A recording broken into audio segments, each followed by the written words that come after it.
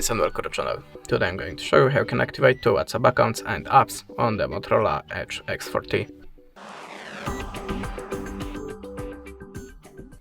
So if you need to set up your second WhatsApp account with the separated contacts, numbers, messages of course, for the work for example, I'm going to show you the two fast tips for that. The first one is by opening the Play Store, tap on the search bar and look for the WhatsApp.